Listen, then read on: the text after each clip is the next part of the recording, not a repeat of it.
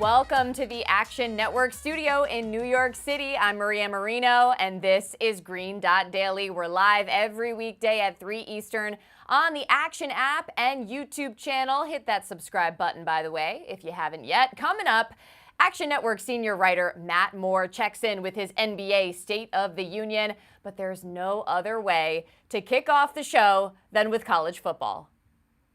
Here's a market report for the Battle of the Unbeatens in the national championship game at 7:30 Eastern. 61% of bets and 53% of money coming in on Washington plus 4.5. Majority of bets and money also on the over 56. Washington moneyline price is plus 176. So we say hello to our college football experts, Collin Wilson and Brett McMurphy, who are in Texas. Big day. Here we go. Let's start with the quarterback matchup, shall we? Michael Penix Jr. getting a lot of love after his heroics in the semifinal. But, Collin, is J.J. McCarthy underrated? I wouldn't say he's underrated. I would say he's being treated with kid gloves by his offensive coordinator, Sharon Moore. If you look at his first passing attempt in the Rose Bowl, he nearly got picked off by Terrion Arnold of Alabama. After that, they went low-risk passing, everything to the sidelines, comeback routes, do not get us in trouble, do not have a pick six. And go back to that Penn State game. Didn't even have an attempted pass in the second half. They just ran Blake Corum the entire second half of the game against Penn State and won. It's more that he is being treated with kid gloves by his offensive coordinator than he is underrated. Brett, what do you make of these two QBs? Yeah, well, I mean, I think it's very simple. For Washington to have any chance to win tonight, Penix has to have his A++ game. And that's not necessarily the case with J.J. McCarthy. I think the different style of offenses, there's not as much need for McCarthy to put up big passing numbers. He also can move the chains with his legs. So obviously Penix got the much brighter NFL future, but McCarthy will have the ring on his finger after tonight. Ooh, more on that thought process in a second. But in terms of the big picture here, kind of feels like a last dance for both programs. Washington representing for the Pac-12 before it gets gutted. Jim Harbaugh, presumably, as usual, drawing interest from NFL teams. Brett, do you believe this is Harbaugh's last game at Michigan? Yeah, I do, Maria. I talked to some people before this season, and they thought this would be Harbaugh's last year in Michigan, and that's before everything broke with the NCAA allegations, the sign stealing allegations, and everything going on with that. I think it's very simple. It takes two to tango. If there is an NFL franchise out there that will give Jim Harbaugh what he wants, what he desires, then yeah, this will be his last game at Michigan. I think the players realize that privately. I think they want to send him out with the national championship. And it's just provided even more motivation for a Michigan team as a number one seed that quite clearly doesn't need motivation. Collin? Yeah, I don't see why you would stick around when you've done what you set out to do at Michigan. You've made 3 straight college football playoffs. You could win the national championship tonight. There's nothing else left to do at this job, at any job, when you achieve something like this. And this story with sign stealing and Connor Stallings is not going away. I don't see a reason, win or lose tonight, why Jim Harbaugh would stick around. Okay. For the last time this season, hard to believe, I'm going to ask you guys 4 game picks. Collin, you actually have a future on Washington, but which way are you expecting this to go tonight? I do. I have 101 preseason future on Washington. Nice little chunk of change, but I did cover it up with about 25% of it with Michigan. Michigan outright tonight, -4.5, -4 if you can find it out there. And then from my favorite prop perspective, I love Michael Penix over rushing yards. It's at 1.5 right now. He had 30 rushing yards in the bowl game last week against Texas. And I talked to defensive coordinator Jesse Minter, and he mentioned we completely expect Michael Penix to be running up the middle, especially when we create pressure from the outside. So that number's 1.5 yards right now. I would take the over all the way up to 11.5. Now, Brett, you already alluded to this. You're thinking Michigan too. Yeah, I just think Michigan's the more talented team overall. I think they'll be able to run the ball on Washington. Washington, if they were to win the national championship, they would do it with the worst defense ever. You have to go all the way back to 2010 when Auburn with Cam Newton one with the defense that ranked, I think, 30th nationally. Washington ranks 94th in total defense. I think Michigan controls the game with their offense. They've run the ball. They keep the ball out of Penix's hands. And ultimately, I think they wear down the Huskies, and Michigan and marches on to a national championship. And then we wait to see what happens with Jim Harbaugh. Well, guys, enjoy the game. Thank you so much for joining us all season long on Green.Daily. You guys are the best. Thanks. We have one last hurrah for these two, plus Stuckey on tonight's BBOC. The guys will be breaking down the game further and giving out their best bets for the national championship. So be there at 5 p.m. Eastern on the Action app and YouTube. Check out the most bet props for tonight's championship game. According to MGM, Blake Corum all over this list to score the first touchdown, to score a touchdown anytime, and to go over 104.5 rush yards. A lot of action also on J.J. McCarthy and Michael Penix Jr., each to go over their passing yard totals. For Penix, that would mean close to 300 yards passing or more. As we bring in Michael Calabrese and Tim Kalinowski. So we just heard Brett and Collin very bullish on Michigan, but you both told me last week on the show you're taking Washington. So Tim, we'll start with you. Are you getting nervous? Oh, absolutely. 100%. Yeah, I'm terrified. When this popped up right after the end of the semifinal games, I grabbed Washington plus 4.5. It's, moving towards Michigan here. So that doesn't make me feel too hot. I think a lot of people are saying, yeah, Washington, they're not nearly as good as Michigan. Michigan, they've dominated some lesser competition at times this year. I think people are just kind of waiting for the jig to be up with Washington, and I'm still buying. Maybe that makes me an idiot, but Calabrese over here, I think, feels the same way. Well, look, if Calabrese feels this way, then you can't be an idiot, Tim. I got to say. Breeze. I hope not. Money line? Oh, money line. We're going Huskies here. They got the better quarterback, and they can neutralize what Michigan's best strength is, which is their defensive line. Texas had an incredible interior defensive line, and Washington was still able to run the ball a little bit in spots. They had 2 rushing touchdowns for Dylan Johnson. They got crafty. They were handing the ball to him out of a fullback position. They do all kinds of motion pre-snap. They get their playmakers in space. But the key is that their 2 tackles have given up 4 pressures, 4 hits on the quarterback the entire season. That is absolutely incredible. When you compare it to the Alabama game, Milroe was under duress the entire game. He got sacked 5 times in the first half, and that prevented them from really doing anything downfield. When you combine the pass blocking acumen of the Huskies front with these 3 wide receivers, because it's not like shutting down Marvin Harrison Jr., which Michigan was able to do. This is a 3-headed monster. And Jalen McMillan in the slot, he's a number 1 wide receiver in number 2 wide receiver clothing. And I think he's going to have a big game here because it's going to be too difficult schematically for Michigan to take away all 3 of these guys. So I'm going to go ahead with the best quarterback in the country playing his best football at the right time and ride with the underdog. Meanwhile, Tim's anxiety is just going up and up and up. But cases to be made on both sides. Can't wait to see how it all shakes out. Now, the main reason you guys are here is you put out a ton of props throughout the season. So why stop now? Prop-a-palooza. Here we go. Tim, what's your first prop that you like? Yeah, for one last time in this season, it's nice with these bigger games we can get to bet, more novelty props like this, and that is over 2.5 individual players with a pass attempt in this game. That's minus 145. So essentially we're saying that a non-quarterback is going to have a pass attempt. And the reason I landed on this, I love to bet this in the Super Bowl. It's, the theory is that these teams empty the playbook, trickery with, obviously a trophy on the line. And there's been a combined 6 attempts by non-QBs between these 2 teams so far this season. And I would call those all in big games. One of them versus Ohio State with Michigan. Washington did it twice against Oregon in both meetings. They also did against their rival Washington State. And also last week against Texas, they tried out. So empty the playbook. We know that, J.J. McCarthy saved and what could have been an absolutely disastrous trick play for Michigan. So, I wouldn't have counted this. But you can see they're both ultra aggressive, and that's kind of what it takes in these games. And, I know it's minus 145, but it's fun. It's the last game of the year. That's why I'm taking it. Super fun. And as you mentioned, we saw this from Michigan with Donovan Edwards in the Rose Bowl. We know both teams are going to have tricks in the playbook. All right, Breeze, what's next?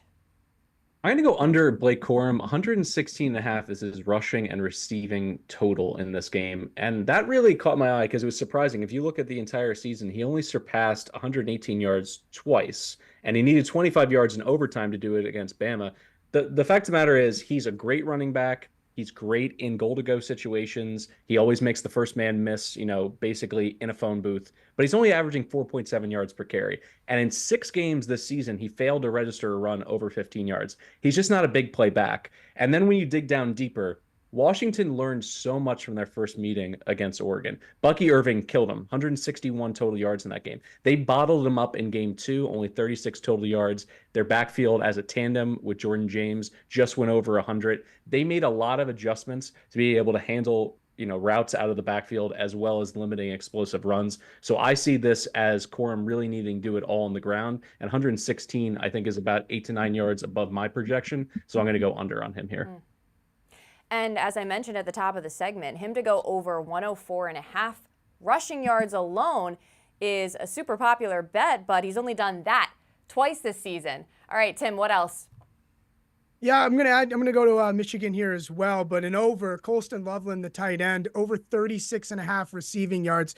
It's interesting. Washington has allowed the 5th most receptions to tight ends this year in Power 5 and the 24th, or their 24th in receiving yards allowed to tight end position as well. And you looked at it in the Sugar Bowl, Texas got Sanders, their tight end, involved an awful lot. 8 targets, turned into 6 receptions for 75 yards. And I also had Loveland's over in the Rose Bowl. And at the beginning of the game, Fowler and Herbstreit were gushing about how much Loveland was supposed to be involved in this game plan. And they saw some great matchups for the tight end. And it didn't turn out that way, but he did have 4 targets, and before that it's been 7 targets, 5 targets, and 6 targets. I think there's an area there that the Michigan offense can exploit with this Washington defense allowing a little too much to the tight end position.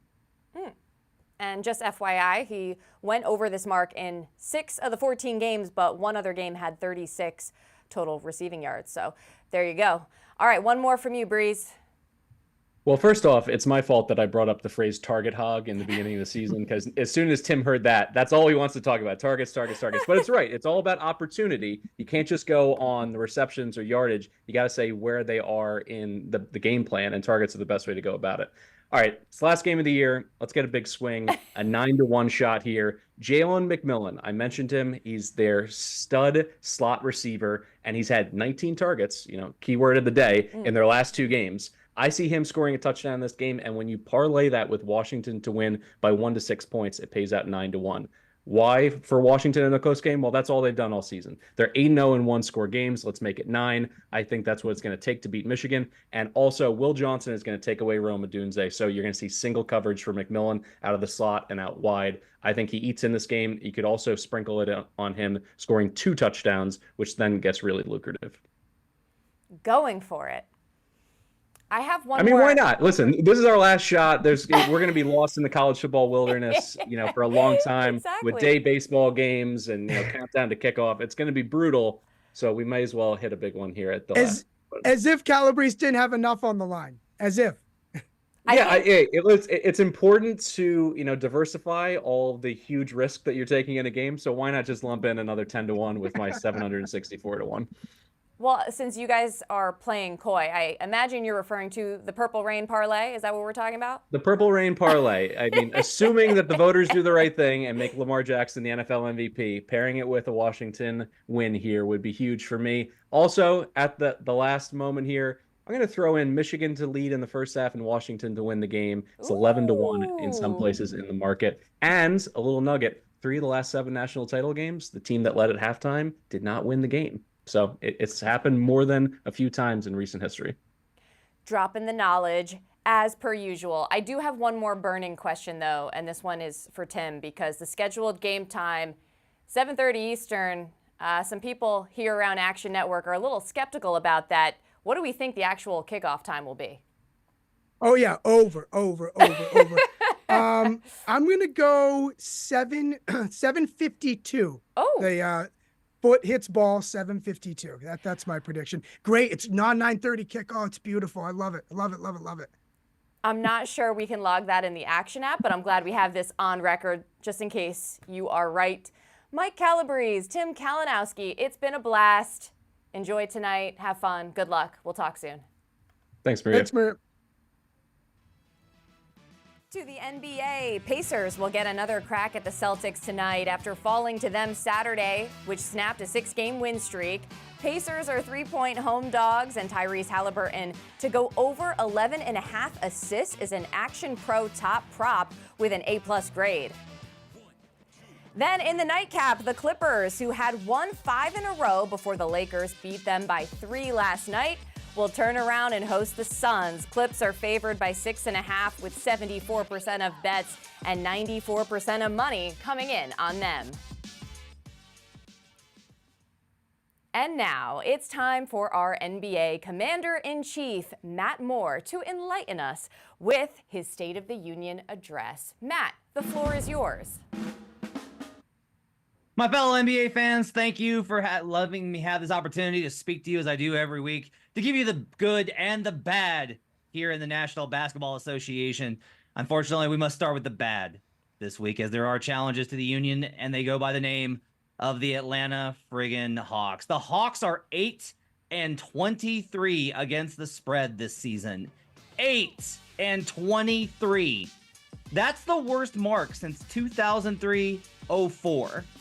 That's right. No team has been worse against the number since Shrek 2 was the #1 movie in America. It's been 2 decades, and no team has been worse against the spread. There's a number of questions with the Hawks. What's wrong with this team? Why isn't Quinn Snyder's coaching having any sort of impact? Is Trae Young a guy that you can actually build around? Are they going to trade DeJounte Murray, clutch client, to the Los Angeles Lakers? Are they going to move Clint Capella? Finally, there's also questions about who exactly is in charge with the Hawks. There's questions about how much discontent and miscommunication there is in the front office between various factions and ownership in particular. There's a lot of questions about how much ownership is interceding in the plans of the team. This team is an absolute mess, and they're going to be quite a disappointment relative to their season win total over. But there's not all bad news in the Eastern Conference, as we do have the New York Knicks. After the trade for OG Anunoby, well, the trade is working. The Knicks have a plus 29.6 net rating in the minutes that OG has played with the Knicks this season. He has helped them on offense. He has helped them on defense. The team is absolutely vibing, and that's without Mitchell Robinson. This team is dangerous. When you've got Jalen Brunson, a guard that can attack drop coverage like, I don't know, the Sixers and Bucks play a lot, you have an excellent recipe for an upset, and adding Anunoby gives them a wing defender who can also shoot reliably. Randall's played well. We'll see whether or not he's still on the team after the trade deadline. But I'll tell you this. I'm ready to predict right now that the New York Knicks will upset either the Philadelphia 76ers or the Milwaukee Bucks in a playoff series this spring. As long as the Knicks don't face Miami, I think they have an excellent shot of making a serious playoff run. Finally, I want to go ahead and tell you about some trade stuff that's been in conversations. We mentioned OG Anunoby, his former teammate in Toronto. Pascal Siakam has been the topic of a lot of discussion. Shams Charania, The Athletic, reported on the Kings' interest in him. That goes back months. That goes back to last trade deadline. The offer, I think, probably involves Kevin Huerter, Davion Mitchell, and Harrison Barnes as the contract piece going out, along with a first-round pick. However, those talks did break down, as Charania reported. There are other teams that have been interested. There's been reports that the Atlanta Hawks are expected to be sellers, and so they're out on Siakam. Don't be surprised, just as I talked about with the confusion in their front office and ownership group, if that were to change and the Pacers, along with the Hawks, were to get back in on Siakam. Likewise, there's also a question of whether or not Siakam, who will be an unrestricted free agent, would re-sign with the Pacers, which is one of the reasons why there hasn't been as much traction there. One thing is certain, though, there will be teams interested in trading for Siakam all the way up until the deadline, including, that's right, the Golden State Warriors. Ooh, Siakam, a very intriguing trade target. and keeping it in the trade deadline discussion. It's so refreshing to hear some positive feedback for the Knicks, and there's no doubt that this trade is working. You talked about OG Anunoby. I had to double check this stat. A plus 85, highest for any Knick in his first 4 games. And by the way, Knicks allowing under 101 points per game in their last 4, fewest in the league in that span. The big question, will they make another move to bolster their bench after losing Emmanuel quickly? That's what I'm wondering, Matt. Any thoughts? I don't think that they're going to necessarily look to add to the bench. They'll be on the market for a center, given the fact that Mitchell Robinson may or may not return this season. They haven't ruled it out, but they did file for the disabled player exception for Robinson, and there's been no update on his timeline after surgery. So there's no real expectation of him coming back. They'll look to add another center, but I will tell you, they're also still in the market for superstars. They've called teams about superstars who are clearly not going to be trading them. But one player that I will say you should keep an eye on, again, is Karl-Anthony Towns.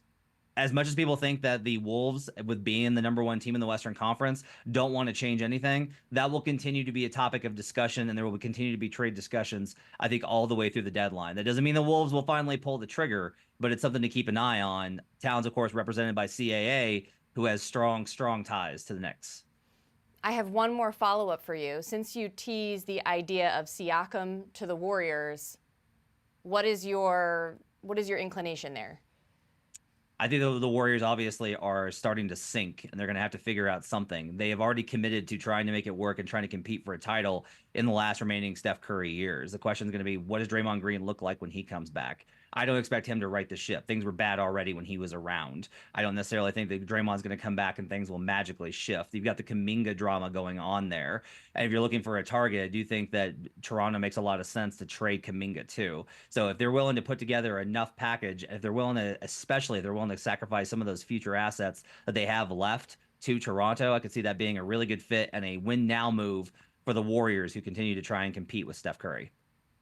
Fascinating, and we're just about a month away from the trade deadline. Now, let's talk about tonight's slate. What's your pick? Let's go Bulls team total over 111.5. The Hornets have allowed under 112 points just 8 times this season. Now, 2 of those did come against the Bulls in the last 2 matchups, but I kind of think that those were outlier performances and not necessarily indicative. The average margin allowed versus the team total, so if you take like what they were expected to allow on the team total, the Hornets opponents have scored over 11.8 points more than expected in all of their games this season. That number actually goes up when Gordon Hayward is out. He's out tonight. And goes up as well when PJ Washington is out. He's out tonight. So this Hornets defense, I don't think will have any ability to slow down Chicago. I'm going to take the Bulls over team total 111.5. Matt Moore, our NBA Commander-in-Chief and President of Buckets, thank you so much for your State of the Union. God bless you, and God bless the NBA. Remember, any picks we give out here on the show, like the one you just heard from Matt, you can easily reference by following green.daily in the Action app. We keep track so you don't have to. We've got a super exciting wildcard weekend for you, and it's almost here. Sweat your bets with Chris Raybon, Sean Kerner, and Stuckey at our watch party on Saturday, January 13th. And on Sunday, we have a live edition of the Favorites podcast with Chad Millman and Simon Hunter. That's all taking place at the Shepherd and the Knucklehead in Hoboken, New Jersey. Click the links below or go to eventbrite.com and search the favorites to RSVP. That's going to do it for Green.Daily. I'm Maria Marino. Thanks so much for hanging with me, and I'll see you again tomorrow at 3 Eastern on the Action Network YouTube channel and the Action app.